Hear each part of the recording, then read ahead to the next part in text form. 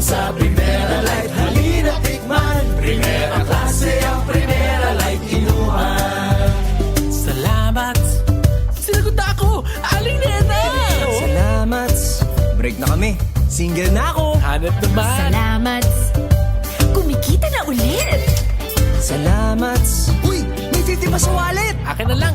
Salamat sa Primera Light, halina tikman. Primera klase ang Primera Light inuman. Salamat. Coach, hindi mo ako binangko. Salamat. Registered voter na ako. Salamat, malapit na ang Pasko. Salamat, patapos na ang taon na ito. Salamat. Masarap at Salamat sulit. Salamat sa award-winning quality. Salamat sa imported ingredient mo. For me, ika'y salamat, swabing brandy. Salamat, Spring Primera Light. Primera muna tayo para life alright. Primera Light. Salamat, Spring. Teka. Salamat. Di pa tapos ang kanta. Tugtungan nyo at ang sunod na linya. Salamat paki-record at iyong ipasa. Itag mo lang kami sa aming social media. Salamat, Spree! Drink responsibly. Gringo Honasan po. Sa pagbangon ng mga Pilipino, saludo ako sa mga taong patuloy na humaharap sa hamon ng pagbabago. Bilang sundalo, tinataya kong aking buhay para sa ating kapayapaan. Sa panahon ng pandemya, kami ang patuloy na humaharap sa frontline 24 oras. Kaming mga guro ang gumagabay sa edukasyon ng mga kabataan. Sa panahon ng krisis, ikaw, ako, magtulungan tayo. Gringo Honasan po. Saludo ako sa Pilipino. Ang trusted dog food ni Catherine Bernardo, Nutri-Chunks na! Listo at ganado ang baby ko sa vet-approved Nutri-Chunks with active boost and prebiotics na pampalisto. Made with real meat and essential nutrients that help keep them healthy and happy. Listo ganado sa Nutri-Chunks. Loren Legarda po. 18 years akong senador at nagsulong ng mga batas na nakakatulong sa mga nangangailangan. Free college education law. para sa aming edukasyon. MSME law. Batas para sa aming kabuhayan. Climate Change Act. Mga batas para sa kalikasan at climate change. Mga batas na ginawa ko na napapakinabangan ngayon. Sana makatulong pa ako sa mas marami. Loren Legarda. This is a paid advertisement. And Center number 11, the Kaiju, Kai Soto. Kai Soto, bagong basketball star. Sa sipag at tiyaga at sa tulong ng sustansya rap ng Star Margarine, mas abot ni Kai ang pangarap niya. Kai goes for the shot. Slam dunk! Puno ng power nutrients na tulong pampatangkad, pampasigla at pampalakas, kasabay ng proper diet at exercise. Sa Star Margarine, mas abot ko ang pangarap ko. RPN, Radio Philippines Network, Radyo Ronda, DZBS Baguio, member kapisanan ng mga broadcaster ng Pilipinas. Basta't laging handa at merong disiplina. Kung tayo'y sama-sama, ay kaya natin to. Basta't laging handa at merong disiplina. Kung tayo'y sama-sama, ay kaya natin to. Kaya natin to. If for some reason the President fails to sign the 2022 budget? Meron sigurong konting adjustment o correction kasi for this year nga, yung 6 billion, kumbaga parang pinunan na natin agad yung 6 billion, Yusek, itong taon na to. So bali, next year na yung 4 billion pesos. Pag hindi kasi napirmahan ng budget natin at reenacted, ang mangyayari naman dyan, very unique ang sistema ng Pilipinas. Pwede tayong mag-release from a reenacted budget corresponding to the requirements of the calamity. Yun ang unique sa budget natin. Nakakaiba mula sa mga budget ng Amerika at ibang mga bansa. Meron tayong reenacted provision. Opo. Secretary Tina, may tanong naman po si MJ Blanca Flor ng Daily Tribune. When will the President sign into law the proposed 2022 budget? Na-identify na po ba yung items that he will likely veto? Yes po, parang if I'm not mistaken, it's going to be signed tomorrow afternoon. So, yung items naman to be vetoed, ang naaalala ko lang yung parang isa lang pero I don't think I am in a position to discuss it at this point kasi hindi pa napipirma, na-review yata. Hindi ko alam kung napirmahan na yung, parang nire-review pa nila yung veto na yan So, hindi ako at this point comfortable kung i-discuss ko na yung i-veto. Pero it's very few, if I'm not mistaken. Kasi yun naman, parang maganda yung mga naipasok ng mga ng legislators dun sa budget Opo. Sunod pong tanong ni MJ Blanca Flor, how will the government fund the proposed 5 trillion budget?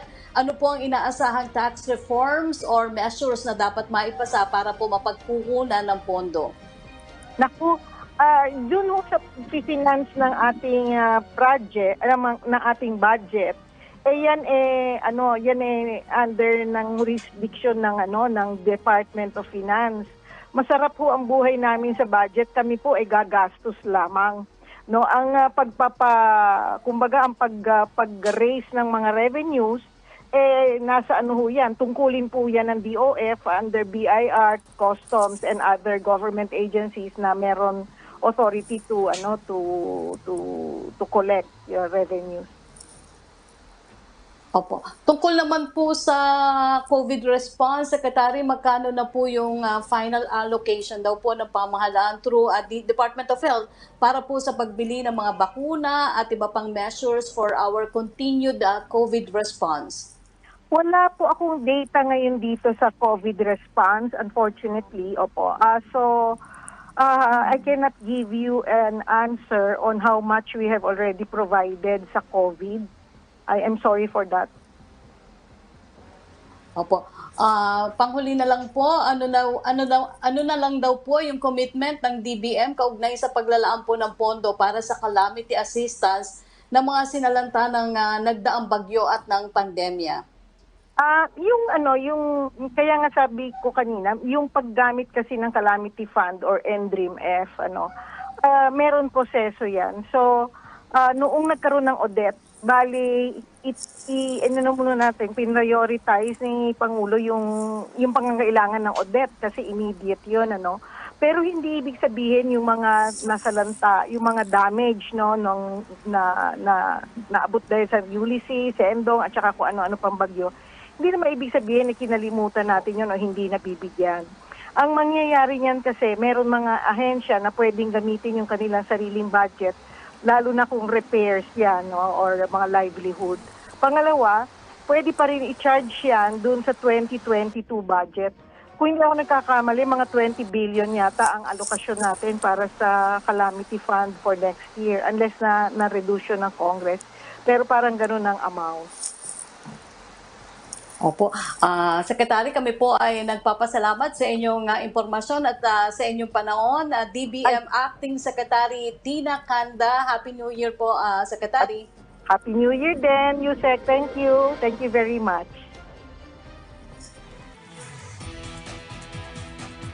Samantala, base po sa talaang inilabas ng Department of Health kahapon, natagdagan ng 433 new cases sa mga nahawahan ng COVID-19 sa Pilipinas.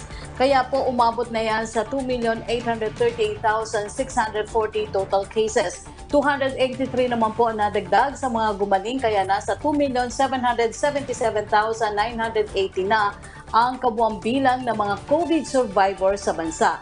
Sa kabilang banda, 13 po ang naitalang nasawi.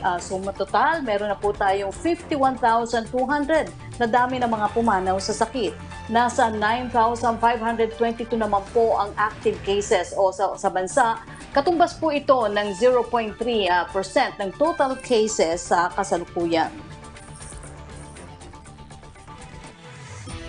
Isa po ang bansang Israel sa mga nanguna sa buong mundo sa kanilang COVID-19 response. Sa katunayan, isa rin po sila sa mga nanguna sa pag-roll out ng pagbabakuna panlaban po sa virus at ngayon pinag-aaralan na rin po ng Israeli government ito pong pagtuturok ng ika-4 na dose ng COVID-19 vaccine. Alamin natin ang iba pang detalye tungkol dyan mula po kay Israel Ambassador to the Philippines, Ambassador Aylan Flos. Good morning, sir, and welcome to the program. Good morning. Thank you very much for having me. Ambassador, what do we know so far about the proposal to administer a 4th dose of vaccine to the vulnerable sector in Israel? Is this already underway or still under consideration? It's still under consideration. There's going to be another meeting to discuss this on Wednesday this week. There are different opinions, so the Israeli Ministry of Health and there is a special team to analyze this, have not yet decided. As you know, we are executing the boosters, the 3rd dose, the 4th dose is still being considered. Opo, but Ambassador, some Israeli health experts are saying excessive vaccination may cause immune system fatigue and may do more harm than good. What is the Israeli government's stand on this? So it's not clear yet what's going to happen. As I said, the experts are analyzing giving the 4th dose. They're not yet decided if they'll do that. We feel until now the indications are that the vaccine each month the level of antibodies is going down, and this is why they have to they're considering the 4th dose again also after the 1st, 2nd, then after the 3rd, after the booster. Every month the level of antibodies is going down, so the 4th booster is really being seriously considered. But as I said, there are not enough there's not enough medical evidence on what will happen if we give the 4th booster. So it's still being analyzed, but it seems to me that this might be the direction. Ambassador, may we know how is the vaccination rate in Israel as of now? How many received their primary doses and how many already got the booster or 3rd shot? Yes. The Israeli population is about 9.3 million citizens, less than 10% of the Philippines. Until now, about 6.5 million got the 1st dose. This includes children from 5 and above. About 6 million got the 2nd dose, and about 4.2 million people have received also the booster. What we are seeing today is actually, I wouldn't say growing hesitancy, but people are not rushing now, especially not the younger generation, is not rushing to get vaccinated, and especially not for the booster. So we have less than 50% who got the booster until now. Ambassador, do we have data as to how many Filipinos in Israel are already fully vaccinated? Well, that's easy. All Filipinos in Israel are fully vaccinated. They got including the booster. It is freely available. There is no limitation. It is up to them. And since a lot of them are taking care of elderly people, and elderly people are the most vulnerable one and most protected ones. So to the best of my knowledge, all Filipinos, caregivers, diplomats and other Filipinos in Israel have been fully vaccinated, and there is no obstacle in receiving their vaccination. Just regarding the Omicron, I would like to emphasize that the situation in Israel is that the numbers are growing. One person has passed away, but he had also some medical preconditions. He was not a healthy person. Today we have 1,118 positive confirmed to Omicron. Out of those, 723 are people who came from abroad who entered Israel. We have another 861 suspicious cases where we believe that it might be Omicron, but we are still doing the sequencing to identify if it is really the Omicron. And for that reason, we have also the protocols in Israel are now being a little bit more strict.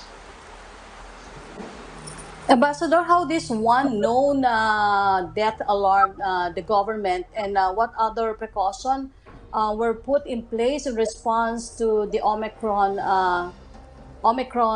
threat, apart from administering a fourth dose?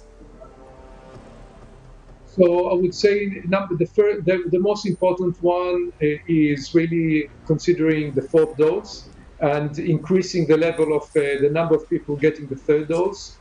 The one person, as I said, who passed away, he had also other medical conditions, so it is not alarming. However, the numbers are growing, and if the numbers are growing, it means that there will be also more people hospitalized and more people in serious conditions. So for that reason, we have to take precautions, and we are introducing more strict protocols on, for example, people coming from abroad. Israel is still closed for foreigners, but Israelis who are traveling and coming back are not allowed to travel now to what we call red countries, and about 70 red countries.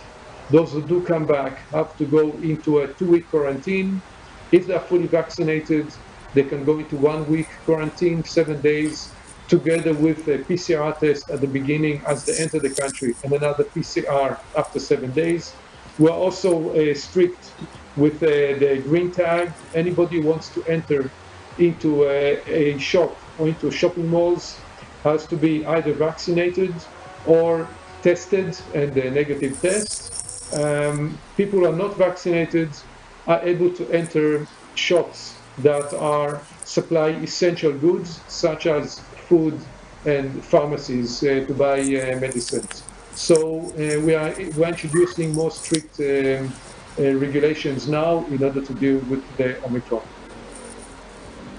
But Ambassador, what are your thoughts on the restrictions that are currently in place here in the Philippines to prevent the Omicron spread? Is it somehow at par to the ones in place in Israel? Well, I'm not an expert, so the condition in each country are very different. So I feel that the situation in the Philippines is good. I can see the numbers, which are still which are extremely low, which is very promising. And I see in general the people are obedient, so I feel quite comfortable. But again, I'm not an expert, so I cannot give you an expert advice on how the government here is responding. But it seems that they're also looking on what is happening globally and taking good care of the health situation here in the Philippines. Ambassador, there were reports that this new surge caused by Omicron variant may once again overwhelm hospitals in Israel. How is the government preparing for the worst?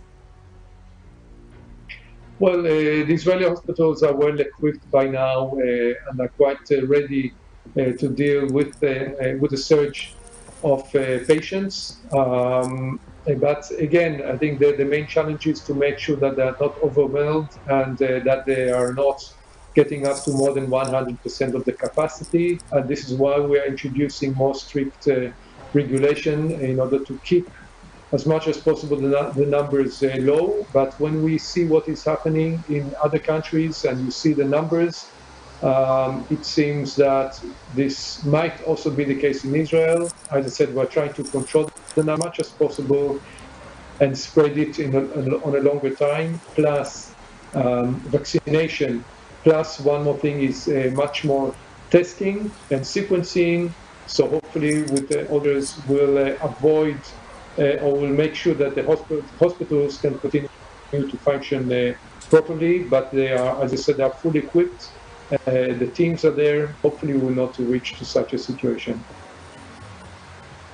Ambassador, Israel has been one of the forerunners in COVID-19 response, yet the surge of cases still happened because of the Omicron variant. What may be the cause of this surge? Did people relax in following protocols way too soon? People in general, people are not really, watching and seeing the numbers, and people are worried, and are expecting the government to do more. I have to add that also in the schools we have more strict rules. On the other hand, there is a sense of fatigue. It's a global issue. We are living in this pandemic for almost 2 years. So there's also fatigue in the Israeli public, but the leadership is giving very clear and strong messages. The challenge is to balance between closing down the economy or continuing letting the economy run within sort of living with the pandemic. So we are here trying to balance between two extremes in a way, or between the two extremes, and finding the golden way in maintaining the public health, and on the other hand, keeping the economy and society healthy from that aspect. Ambassador, what can the Philippines possibly learn or pick up from the Omicron surge experience of Israel? I think both countries were, in a way, that Omicron came in late. Although I think in Israel the numbers are higher. I know the numbers are higher than the Philippines. So we'll be happy to again share our experiences and also our regulation and how we are dealing with the situation. As we see today, the pandemic is global. We get different challenges and new surprises. If it was the Delta, now it is the Omicron. We have to learn from each other on our protocols, on our efforts, and our practices, and to see what can be adapted locally. Whatever we bring will help the countries to deal with it. So we are working as part of the global community, and it's important to have exchanges between countries. And as I said, Israel and the Philippines have had some exchanges, and I think we should continue that, sharing the experiences. Ambassador, we would also like to take this opportunity to thank the Israeli government for sending over assistance to the typhoon victims in the south. What more assistance will the embassy and the government provide in the next coming weeks, if any, Ambassador? So we sent immediate response. We prepared and we immediately responded. We sent some food, hygiene kits, rice, solar panels to create energy, water purification systems to Cebu, to Bohol, and to Shiragao. This was very important for us to show the sympathy and the close relations, and we care about the Philippines and what is happening here. We are now looking how to continue for the longer run. We are going to continue working on the medical side, working with hospitals here in rebuilding some of the medical facilities that were affected, and there are quite a few. We are in discussions with the government here what should be the longer-term response. I have to say that the Israeli embassies also were in touch with the Israeli civil society, which has already seen the devastation, and they're also joining the efforts, and already some Israeli NGOs that have started working here, and they will stay here also for the long run, and we are supporting them, and we're doing this in coordination between us as the embassy and the Israeli government and the Israeli NGOs and civil society. So we'll be here to stay. Lastly, Ambassador, your message, please, to our viewers and to the Filipino people. Well, we're living in a challenging time. It's a global world, global challenges. We have the COVID-19, the Omicron coming now. On the same time, dealing with the Super Typhoon Odette. So it is challenging times, but on the other hand, the Filipino people are extremely resilient and happy people and strong. And my message to you, to the Philippine government and Philippine people is that keep the spirit, keep strong. We still might have challenging times in front of us. I hope and pray that next year will be, from that aspect, a better year. Israel is a partner, is a friend of the Philippines. The Israeli people are friends of the Philippine people, and we'll continue with this partnership and friendship and work together for hopefully a better 2022 for all of us together.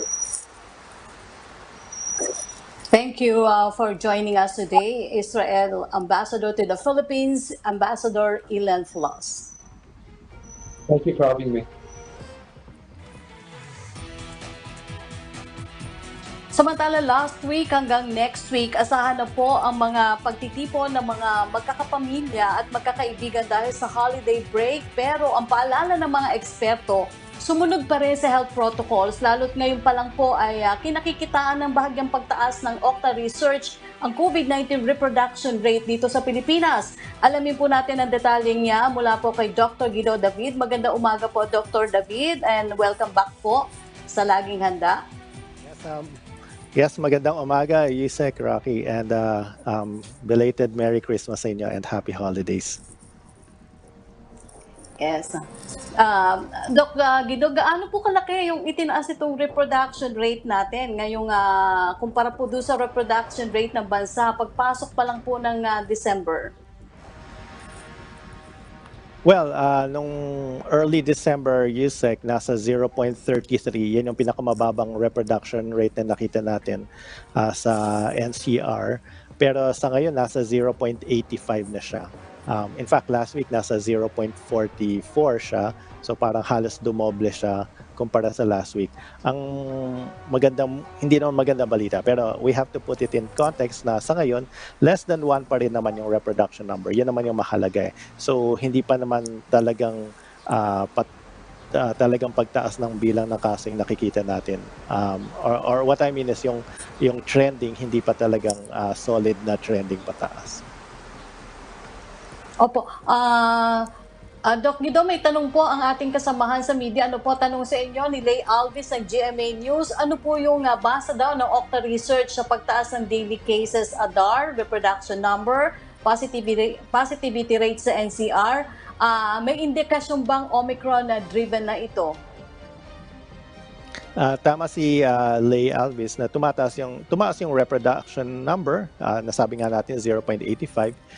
Yung ADAR natin sa NCR ay less than 1 pa rin naman, nasa 0.82. So basta less than 1 yung ADAR, okay pa rin naman siya. At yung positivity rate natin tumaas din, nasa 1.4%. Medyo tumataas ng bahagya.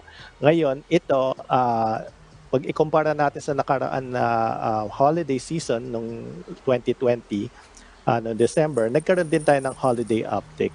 So hindi natin masasabi ngayon na Omicron-driven ito dahil nakita rin naman natin ito last year. Siguro doon sa mga pagtitipon-tipon ng mga kababayan din natin, kaya kailangan doble pag-iingat lang naman din ang kinakailangan natin sa ngayon. Sa ngayon, hindi pa natin masasabi kung may factor yung Omicron, pero ang sinasabi lang natin ay base sa nakaraan na taon, ay may nakita rin naman tayong holiday uptick. Opo. Tanong pa rin po ni Lay Alvis ng GMA News, dahil po sa posibleng reduced testing ngayong holiday season, maaari bang mas marami pa ang actual cases? At sa January na natin makikita yung real picture? Well, tama rin yung sinasabi again ni Lay Alvis na reduce yung testing natin, at nangyari din yan last year na during the holidays may mga laboratories na sarado, kaya mas mababa yung testing output natin. At ngayon, hindi lang dahil sa holidays, dahil din sa recent typhoon, yung mga affected areas, mas mababa din yung testing nila dahil may mga laboratories na affected din. So dahil dito, hindi natin pa nakikita yung complete picture. Ganun din nangyari last year. Naghintay tayo hanggang mga first week of January bago natin nakita yung clear picture. Ang nangyari naman ng January this year lang, ng January of 2021, yung uptick ay bumalik na siya sa normal level. So bumaba ulit siya. Yun yung sana ang gusto nating makita ngayon, na after January, pag na-resolve ng testing, yung kakulangan natin sa testing at yung mga closed laboratories, ay bababa ulit sa normal levels ang bilang ng kaso. Yan yung gusto nating mangyari. Opo. Ito naman po ang tanong na ito mula kay Laila Salaveria ng Inquirer. Does Octa see a reason to tighten restrictions given the increasing reproduction number? Would it recommend a higher alert level in January? There's no need to increase restrictions at this time because connected ito sa sagot ko kay Leia Alvis na it could just be a holiday uptick, which means na after the holidays, possibly bababa din yung number of cases and yung positivity rate. Pero sa ngayon kasi, hindi pa tayo pwedeng gumawa ng premature na intervention kasi hindi pa kompleteng nakikita natin na larawan. Pero at the same time, magandang reminder na rin sa mga kababayan natin na patuloy pag-iingat at pagsunod sa minimum public health standards, pagsuot ng face mask, and magpabakuna yung mga hindi pa bakunado. Opo. Katanungan naman po ni Laila Salaveria ng Inquirer, pati na rin po ng tanong ni Evelyn Quiroz ng Filipino Mirror, should we be alarmed by the recent increase? In a way, USEC medyo expected nga yung uptick eh. Bakit expected? Kasi last year nangyari din yan eh, at due to the holidays. Kaya nga yung mga government agencies natin, yung mga local governments in Department of Health, nag-i-issue talaga sila lagi ng warning na even as we enjoy the holidays, let's continue to practice minimum public health standards para maiwasan itong mga upticks na ito. So sa ngayon, hindi pa natin masasabing alarming, pero let's wait for more data. Siguro by January, we can reassess kung ano yung nangyayari sa pandemic situation natin. Opo. Tanong naman po ni Caroline Bongkin ng CNN Philippines, kailangan na po bang i-flag ang nakitang pagtaas ng daily cases at ADAR sa NCR? Ito na po ba ang simula muli ng pagtaas ng kaso? Unfortunately, sa ngayon, hindi pa natin nakikita yung totoong trend. So we'll have to wait until January. Kung tumataas pa rin sa January, then we have to reassess yung situation, USEC. Pero kung tulad ng sinabi natin, temporary uptick lang naman yan dahil sa holidays, dahil sa pagtitipon-tipon. Kung bumaba din yan by January, then wala namang cause for panic talaga. Ibig sabihin, mawawala rin pala siya. Last year, gano'n rin yung nangyari. Opo, pero Doc Guido, hindi pa po tapos itong holidays. Ibig sabihin po ba, posible talagang mas tumaas pa yan hanggang sa January? Well, we cannot rule out that possibility, USEC, sa ngayon. Again, incomplete pa yung, hindi pa kompleteng larawan na tinitingnan natin. Let's hope for the best. In the meantime, habang hindi pa natin nakikita yung buong datos, sana yung mga kababayan natin, magtulong-tulungan tayo. Yes, hindi pa tapos yung holidays, pero hopefully, winding down na yung mga parties na sinigawa, yung mga social gathering, baka mas kaunti na lang, at pag sumunod naman tayo sa public health standards, matutulungan talaga nito na ma-control yung number of cases sa NCR at sa buong bansa. Opo, sa breakdown naman daw po sa mga rehiyon, anong lugar yung kinakitaan na may tumaas na reproduction rate, at dito po sa NCR kung saan karamihan ay bakunado na, tumaas rin po ba daw? Well, actually, USEC sa NCR, yung minakita tayong pagtaas ng reproduction number. Sa mga ibang regions, mababa pa kasi mga case numbers nila. So, hindi pa klaro, hindi pa natin masasabi talaga kung may pagtaas. Dahil pag nag-average sila mga less than 10 cases, napakababa nito. Kahit gumalaw ng konti, hindi natin masasabi talagang may increase until magkaroon ng increase na medyo mas malinaw na pagtaas ng bilang ng kaso. Unfortunately, dahil sa kakulangan sa testing, dahil sa recent typhoon, ay incomplete din yung larawan natin sa mga probinsya at sa mga affected areas ng typhoon. So, unfortunately, kailangan natin maghintay USEC hanggang mga January siguro para makita natin yung complete picture kung ano nangyayari dito sa mga ibang regions. Pero sa NCR, may nakita talaga tayong uptick sa pagtaas sa positivity rate. Opo. Tanong naman po ni Red Mendoza ng Manila Times, comparable po ba ang pagtaas ng mga kaso ngayong period na ito sa parehong period last year? Tingin niyo po ba sumisipa ang pagiging complacent ng mga kababayan natin? Well, doon sa pangalawang tanong, yes, tingin ko medyo nagiging complacent ng konti yung mga kababayan natin. At yung sabi ng mga iba namin kasama na doctors, na fellows ng Octa Research, ay may mga bagong kaso na nakuha doon nila sa social gathering. Kaya sila nag-positive sa COVID. Kung ikukumpara natin last year, yung base number kasi last year mas mataas. Ngayon mababa eh. So kahit na may konti na tayong pagtaas, we're still at low risk dito sa NCR. Siguro kung i-compare natin yung rate of increase, medyo mas mabilis ngayon. Pero yung overall numbers, mas maganda pa rin yung numbers natin ngayon kumpara sa last year. Opo. Kailan po daw lumabas yung holiday surge nung nakaraang taon? Posible bang makita rin natin ang epekto ng holiday surge by first week ng January pa lang? Last year, nangyari yung uptick before the Christmas holiday. Ngayon, nakita natin around the Christmas holiday.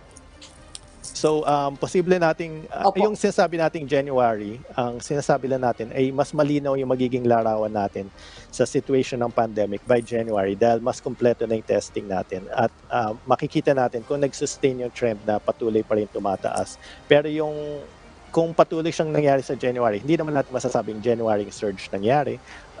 Posibleng nagsisimula na ngayon. Pero January natin makukuha yung confirmation. Pero sa ngayon kasi, yun nga, it's too early to say kasi pwedeng bumaliktad naman or mag-reverse yung trend at by January, makikita natin mababa na yung bilang ng kaso, sasabihin natin, ay wala naman pala. It's just an uptick due to yung mga slightly due to complacency ng mga kababayan natin.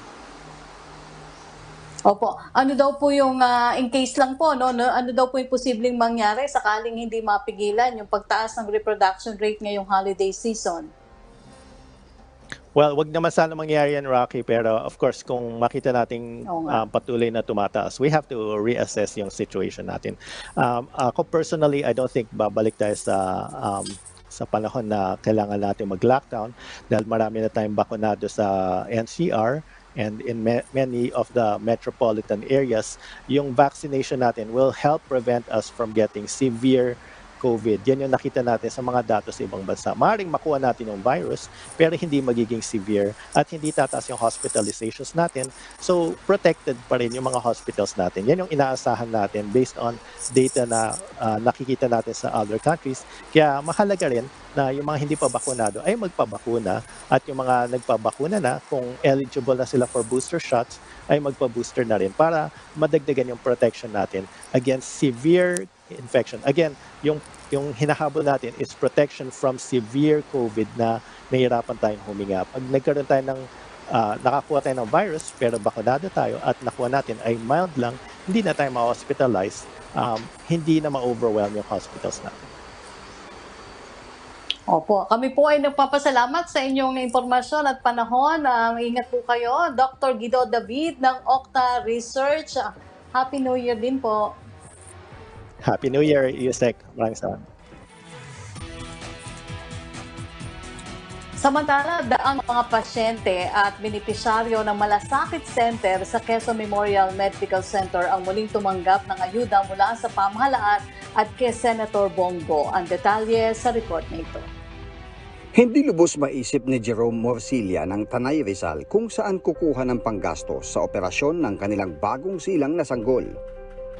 Yung esophagus niya po, hindi po direkta sa tiyan, hindi po napupunta yung pagkain niya sa tiyan.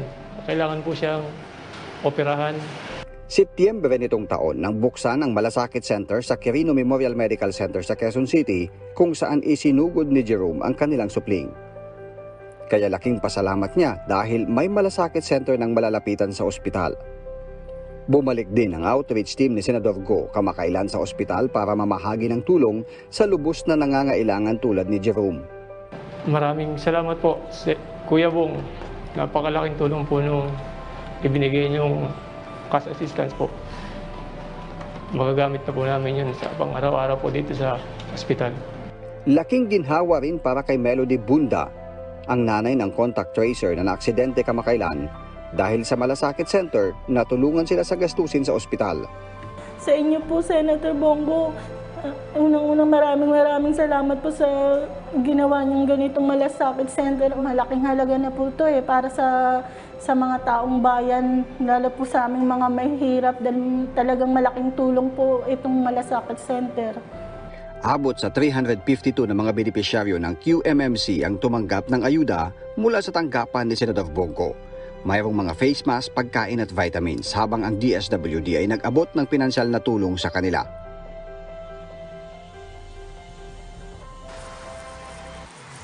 Nagpulong ngayong araw ang iba't ibang ahensya ng pamahalaan para po sa pinakahuling assessment sa pinsalang dala ng bagyong Odette sa lalawigan ng Cebu.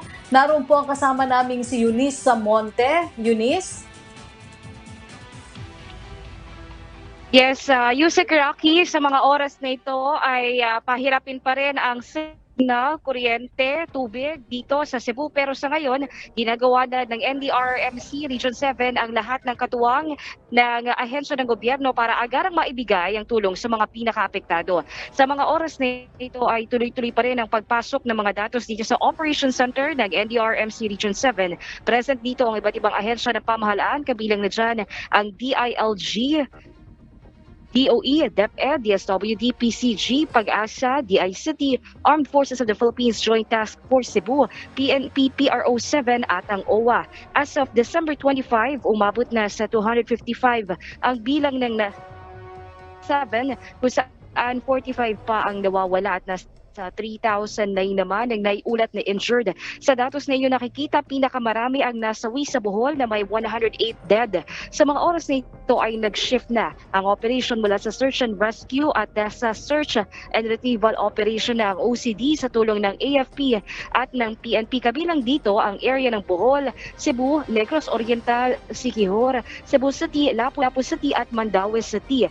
Ayon kay Director Marlo Salazar, ang chairperson ng NDRMC Region 7, umabot na sa 60,000 nagdaipamahagi na family food packs na nagpapatuloy naman sa mga oras na ito. At ayon nga sa DSWD, nasa 30.3 million worth of the Region 7, kabilang dyan ang mga food at non-food items.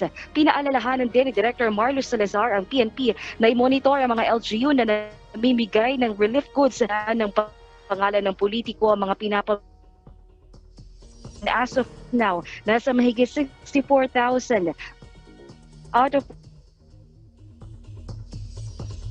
0.1% sa buong pinag-utos na rin ang DNLIM Salina worth 1,000 pesos lang sa mga motor.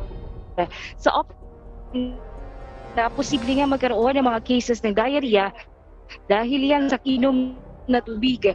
Sa ngayon kasi wala pa rin kuryente ang mga water filling station powered by generators at lahat ay umaasa ngayon sa mga bottled water at tuloy-tuloy pa rin ang pagpasok ng datos dito yan sa Operation Center ng NDO77 at iahatid natin yan sa inyo live mula dito sa Lapu-Lapu City. Eunice Samonte para sa Bayan. Maraming salamat sa iyong report, Eunice Samonte. Isa po ang Baguio Flower Festival o Panagbenga sa mga inaabangang mapaturista man at residente ng lungsod. Alamin natin yan kay Debbie Gasingan ng PTV Cordillera kung matutuloy ba pa ang pagdiriwang na ito sa Pebrero 2022. Pagkatapos ng 2 taon na pagsuspende sa selebrasyon ng Baguio Flower Festival o Panagbanga, inaasahang matutuloy na ang pagdiriwang nito sa February 2022. Gayunman, hindi na umano gaganapin ang Grand Street Dance at Grand Float Parades na pangunahing highlights ng Panagbanga. Titingnan muna natin kung ano yung development nitong Omicron. Pag nakita natin na medyo favorable siya, then that's the time that we will make all the official announcement kung ano yung mga activities na ilalabas. Tatalakayin pa ng lokal na pamahalaan at ng Baguio Flower Festival Foundation Incorporated ang mga pinal na aktibidad. Sakaling makapasok ang Omicron variant sa lungsod, matutuloy pa rin ang festival ngunit lilimitahan ang mga aktibidad. Sa ngayon ay patuloy ang aktibong surveillance ng pamahalaang panlungsod sa naturang variant kung saan nagsasagawa pa rin sila ng COVID-19 testing sa lahat ng close contacts ng mga nagpopositibo sa COVID-19. Debbie Kasingan para sa Bayan.